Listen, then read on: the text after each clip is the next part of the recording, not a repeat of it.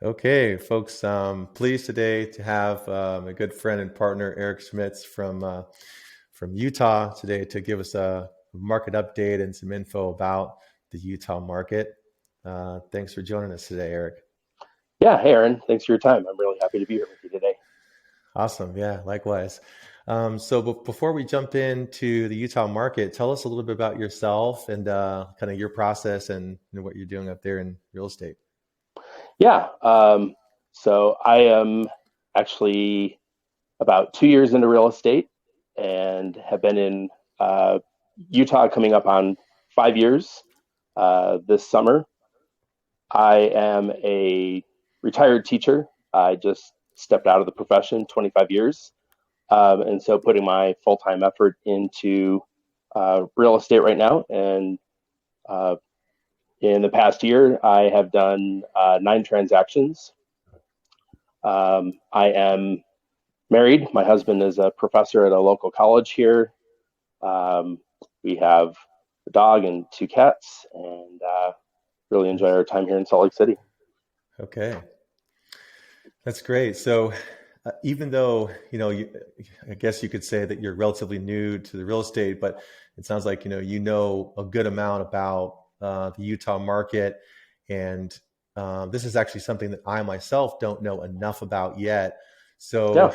just from like a 10,000 foot perspective, how is the state of the market right now in like Salt Lake and the greater Salt Lake area? Yeah.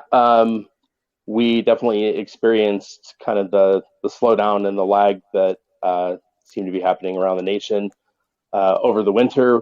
But right now we're starting to see a pickup. I think the delayed winter has kind of created a slowdown in the initial people out there kind of out looking around. But we are starting to see a real pickup in the market, especially in our continued low inventory. So we are now starting to see multiple offers. Mm, Um, but the offers, unlike the last time multiple offers were going crazy, we're seeing the offers come in right at or just a little bit below still. So I think we are seeing things accelerate back toward a seller's market here in Salt Lake City, especially given the low inventory that we're experiencing right now. mm. And do you think like in terms of like the function or the cause of like the lower inventory in your market, which this is, pretty, I think it's pretty, it's sort of the way that many markets are looking. Is this because of where rates were and are now, or what are some of the things that you're seeing that are sort of causing less inventory? Yeah, I think that's definitely been an impact in the consideration on the seller side. Um, on the buyer side and just the economy in general here, we have an extremely low unemployment rate.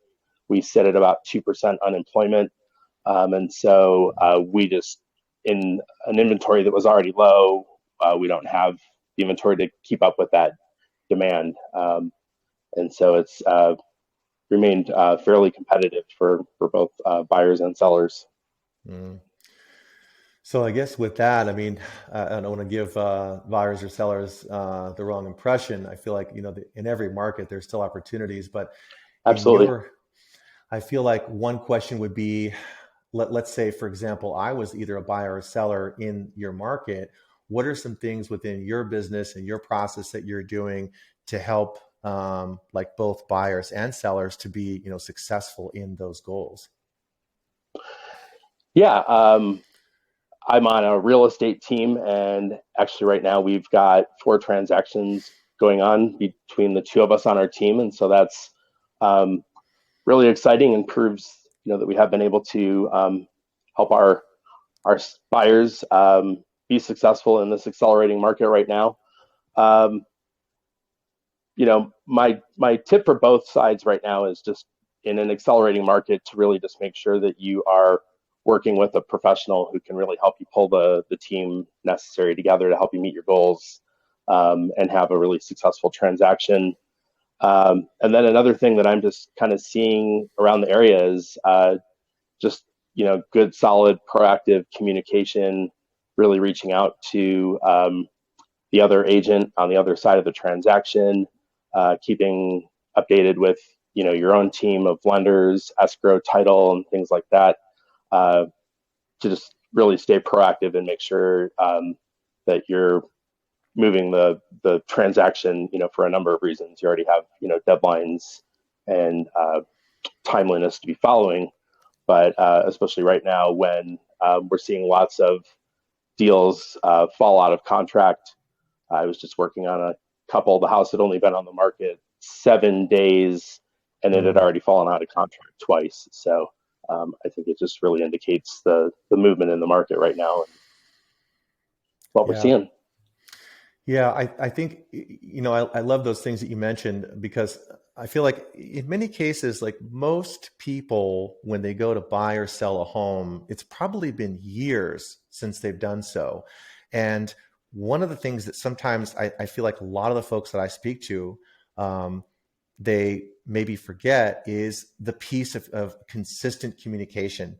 And guys, I can tell you right now, Eric is an excellent communicator. He's the reason why he's on this podcast right now. He's the reason why he's one of my trusted partners.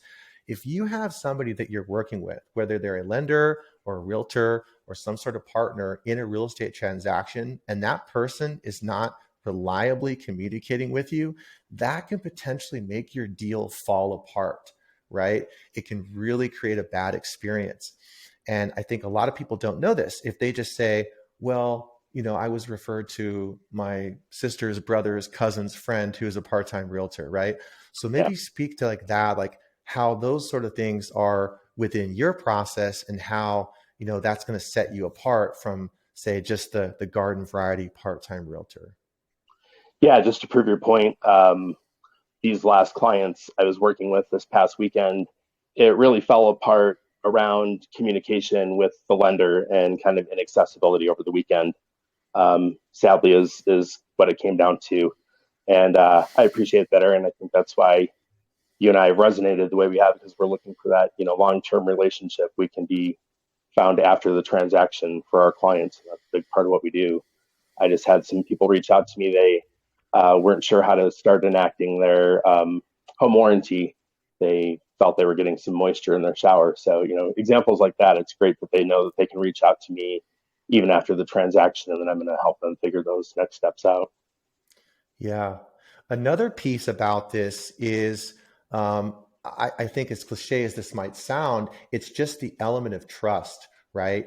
I I have my realtor partners on here, guys, because these are people that I have spoken to, developed relationships with. I've vetted these people. So if you call me and you say, hey, Aaron, I need a realtor in this area, can you refer somebody? I'm going to say, yes. And not only am I referring you somebody that I know and trust, but this is somebody that I've vetted over a period of time.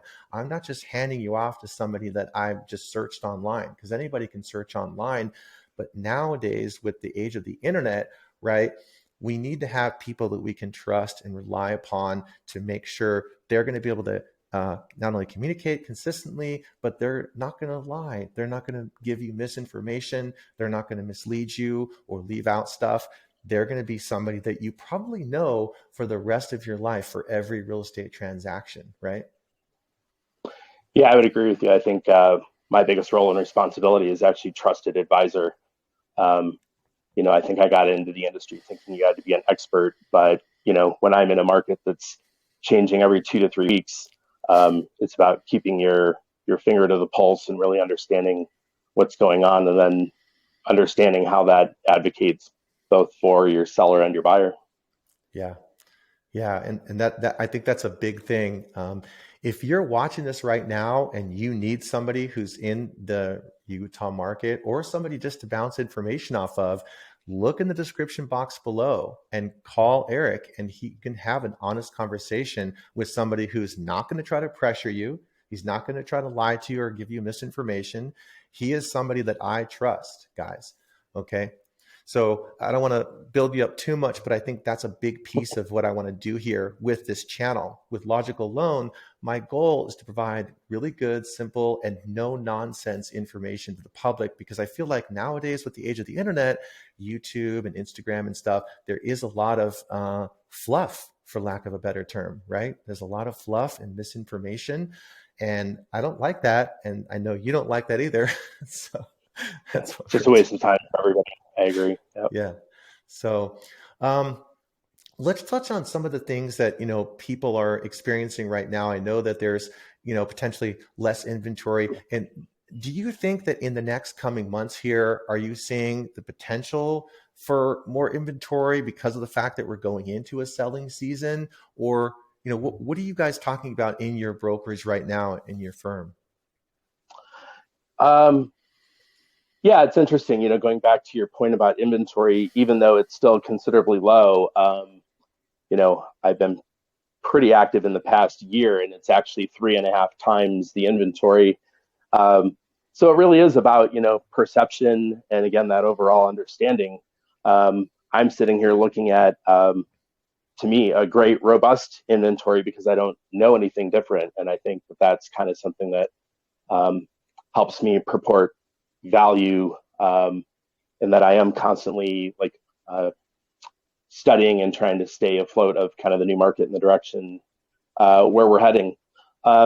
So while inventory is low, like I was just saying, we successfully have 4 different clients under contract right now in a variety of different areas.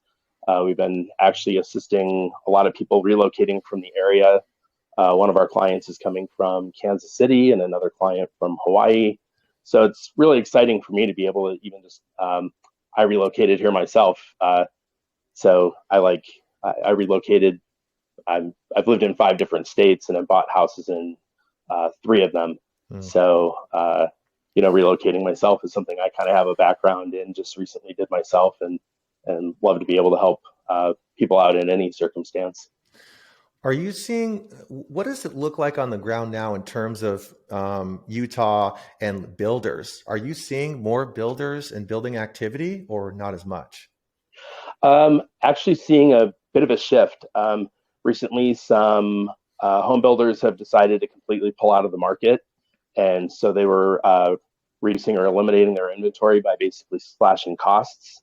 I heard stories of people getting the new construction for about $100,000 under the original asking price of the property. But I also see, I've been paying attention to a builder who was primarily in California and is now really trying to reposition themselves here to Utah. I think it's a really great opportunity, especially when land isn't so affordable or available here in the state. And actually, our state legislature just passed an incentive that's going to be kicking in for first-time home buyers around new home construction with a certain price point. And so I think that's actually going to help accelerate that market, and then also hopefully bring a bit more of a robust inventory like we've been talking about across the conversation too. Yeah, because we are entering sort of what, in an annual basis, what we seem to see is you get into the spring and summer seasons and you see sort of a selling season. So they're likely to think somewhat of an uptick of inventory. What about investment properties? Let's say I'm somebody who is thinking about buying an investment property around Salt Lake City because I know there's great skiing there, great snowboarding, stuff like that. What are you seeing there in terms of like condos, or how are those things looking? Yeah, I think they're, just because we are such an area dedicated to tourism, I think you're always going to see a fairly strong investor clientele. Park City, and I think that's only expanded. I shared with you that I actually became an investor this year. We were talking about the term accidental landlord. A lot of people, as they are looking at shifts, have found that it's actually more affordable and advantageous to keep their first property. So I'm even kind of posing that question, with like move up clients, people looking to get from one house to a different house, you know, out of my fiduciary responsibilities, instead of looking at trying to get both a listing and a sale, I really want to help them explore with a good lender if it makes sense for them to keep the property. And if so, then now they're starting on that investment trajectory, which I think is absolutely amazing. Yeah, I love that. I think right now in my world, in the investment journey, one thing I see is because of the fact that we have this kind of a historic time, interest rates went down into the twos, which is lower than it's ever been. We had all these people refinance. So now this number, this super low twos rate that somebody has, 30-year fixed rate debt, is now become an asset. Many of them are now on the sidelines. They're not going to sell and buy. Why not? Why not just stay in it, lease it out, and then either move to your second home, or right, stay where you're at and buy an investment property so that you can have that sort of long-term cash flow and stuff, as opposed to taking, let's say, your savings and investing in the stock market, which is, let's face it, hasn't treated us well in the past Yeah, couple I'm not years. even looking anymore. TBH. Right? Yeah. Yeah. I actually love that. I think that's a humongous piece, folks. If you're in that position, similar to where I'm at, where you've got those, lower two rate or mid twos rate on your 30-year fixed home, why not? Let's help get you into an investment property in one of these areas. And I mean, gosh, tourism just doesn't change. I think it's constantly going when you've got great snowboarding and great skiing. And I mean, I think that's always the case, right? Like Salt Lake is just going to be a huge tourist attraction all the time, right? Yeah. Or I find it really interesting. I used to live in Arizona where you are and left thinking that I couldn't afford a house. And now here I am in a position thinking that might be my third investment property. Um, so I think we all have to just stay open to those different opportunities, and again, working with great people who can help you, weigh out the best options for your current situation. Yeah. I always really like to just stay focused on that. I like to consider myself a dream home finder, but that requires the really balanced relationship of financial goals and personal goals, which is a tricky place to be sometimes. And I really like helping people navigate those decisions. Yeah. That's a good piece of it too. I actually think so. You touched on something earlier that a lot of people don't know this, but so Eric was the teacher, and I also was a teacher for 17 years. I taught music. The reason I bring this up to you guys is that in many situations that we're talking about, many folks out there, they feel like if they speak to a realtor or if they speak to a lender of some kind, that these are salespeople, right? Red alert, red flag. We don't treat our business this way, right? Neither does Eric, neither does me. I treat this like um, you're somebody that I not only care about, Eric is somebody that not only cares about, but we also want to teach you about the process. And we're very, very good at doing that because we worked as teachers for so many years. So maybe speak to that, Eric, about in your process of working with sellers or buyers, how your teaching background really assists you in this process. Yeah, I think obviously the first and easiest example is just around the inundation and massive amount of paperwork. So the paperwork alone and the contract can be really overwhelming. I myself went through my first purchase or two just being told to sign or initial. And that's not how I want to operate. I want my clients to understand as much of the process as they want. And so I really like to take the time. My real estate purchase contract here in Utah has 24 sections. So Mm. I tell my clients, we're gonna spend a good hour and a half, 2 hours going through that contract and what each of those components mean. Um, and I find if we spend a good amount of time in the beginning, it really helps us to move fast and be nimble, so that we can kick in different parts of the contract as we are considering different offers or considering making different offers as a buyer. Um, and again, being able to pair them with lenders like you who we know we're going to hand them over to someone else who also educates and cares and wants to, nurture that relationship with those clients as well. So that's really important to me, that every aspect of that process, from initial consultation all the way to that closing with a great title and escrow officer, that is all so very important to me. Yeah. There's a big piece of this too that I think about is there's a term that I really, really like when it comes to these kind of major pivotal decisions in your life. And that term is no regrets, right? When you have somebody who is not trying to sell you on something, but they're trying to educate you about the entire process from beginning to end, right? Once you get to the end, you know not only what you did, but you know why you did it, such that you can look back and say, wow, that was a great experience. And now I'm going to know Eric for the rest of my life. And I'm going to refer him to every one of my family and friends because I know this is a trustworthy individual. Whereas you might be Right? talking to somebody right now that you don't have that experience, right? So I think this is super important to emphasize and highlight because so many times in this process, folks don't think about those super important bullet points. And maybe they just talk to just any old person. They just, let's get it done. And then later on they go, gosh, I should have done it a different way. Right. Yeah, I think what you said is just really important in regard to, I want to do two things. I want to really educate and help inform and empower. And then I also want to work myself out of a job by really helping them to understand the process. And so there is kind of that duality of what I'm doing as a realtor right now, and I love it. Okay, that's super. Now I know there's so many different directions we can go. I probably have about 10 minutes here left. What are Yeah. some other things that you're hearing from like people in your circle right now in regards to the market, like strategic ways that buyers are buying now? Are there things that they're doing? I mean, are they having to go above asking, or what are your buyers doing right now that are helping you to win those contracts above others? Yeah, it was interesting as I was, kind of researching some statistics for talking to you today. For example, here in the county over the past month, um, homes have been getting about 98% of the list price.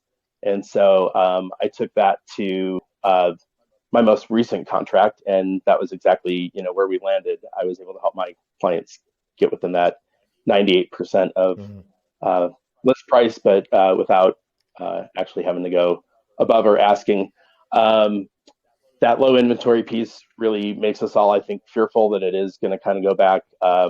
My partner is involved in a transaction where they are slightly over asking. It's not the crazy pants 50 to 75,000 that we all were hearing in 2022. But when you see it kind of creep back in the door, and that was everybody's sense when they heard multiple offers again. It was like, oh, they were panicking that now that's going to come paired with those, the need for appraisal gaps and everything by the offer that you're making. Mm. So I'm just really pleased to be part of a brokerage. We are 100 plus agents at Utah Key. My team is called Zaffino Realty Group. We are just two agents on that team, but um, just a really collaborative brokerage that represents, the same ethics as our team, which makes us feel really good that we are at the brokerage where we currently are. That's great. One question that actually comes to mind is in terms of perhaps like a concern that some people might have about overpaying. So, would you say that let's say, for example, I'm working with you to purchase property in Utah, and we have to come right to the asking price or even over.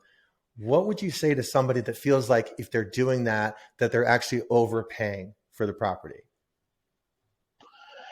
Yeah, I think there's a couple ways to go about that, but I would definitely want to have a discussion with my clients about what is the purpose of the property. Um, I know everybody's purpose and reason can change with a job offer that takes you somewhere else, but while you're buying the property, for the most part, do you see yourself living here for a while? Have we just gotten you into a starter home? Do you really see yourself being here maybe 6, 10, 12 years? Questions like that, I think, are really going to help us to weigh the best opportunity. I just helped some clients in December. They know they're only going to be here 2 years. They want to retire back to Washington State. So we had to be really conscientious about, the money that they were putting down on the home to make sure that it, could potentially be profitable for them in a couple of years, and then exploring that, what if possibility of, so what if you go back to your other property in Washington and this one becomes the rental? So, just that ongoing conversation and problem solving piece. Again, like we talked about, being more of an advisor than a guide and saying, well, you need to do this. Here are all of our options. Do you explore which ones stick out and really work for you, which ones might be working against you. Yeah, that's great. And I'm all in favor of putting as many properties under our belt as possible, like we were talking about earlier. So one of the things I want people to keep in mind about this kind of a situation is earlier, Eric was mentioning about the unemployment rate in Utah, in Salt Lake City greater area, is very, very low. Folks, when you have an unemployment rate that's very, very low, mixed and coupled with a low inventory and demand that's very high, what does that mean for property values? That means that if you buy, right, and I'll give you guys the example of my house right now in a moment, but typically, and I'd like to bounce this off you, Eric, my intuition here is when you buy right now in a place like that condition, even if you're coming directly at the asking price, right? What does that mean in 2 years, 3 years, 4 years, 5 years? That's highly likely to occur. That probably means that the value of that home is going to increase a lot, unless barring any crazy circumstances, right? So as far as I can tell, I don't see any other, from one real estate investor to another, Eric, I don't see any extenuating circumstances that are going to make the values drop in Utah anytime soon, right? No, absolutely. Yeah, you bring up a really good point there in regard to just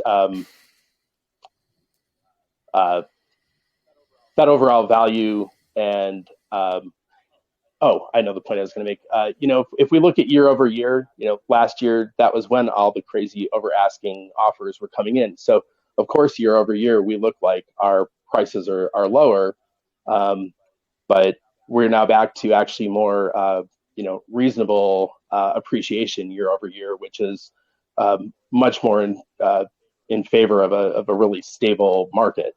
And so I'm actually glad to see those indicators coming back in and hopefully staying. But again, we have to really be mindful of that, like you said, in the specific low unemployment that we're in, that kind of exacerbates the whole situation. Yeah.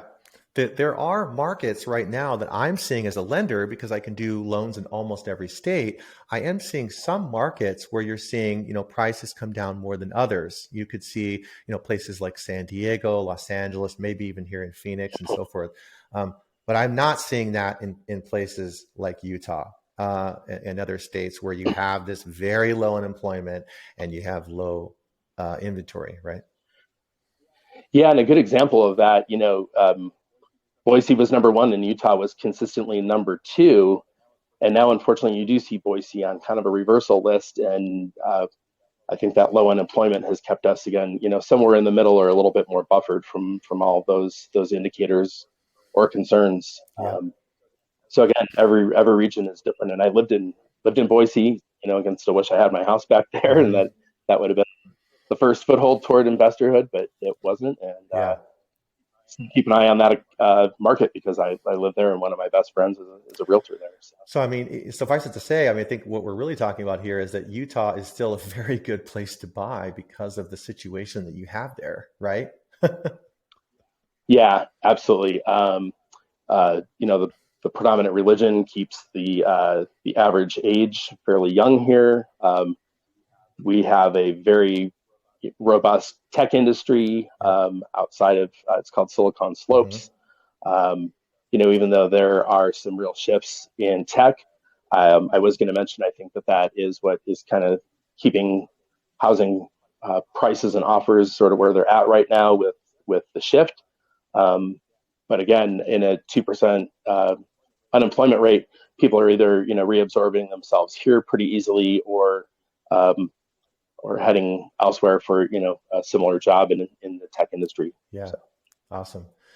Well, I wish we had more time, but we're out of time. Thank you so much yeah, for this.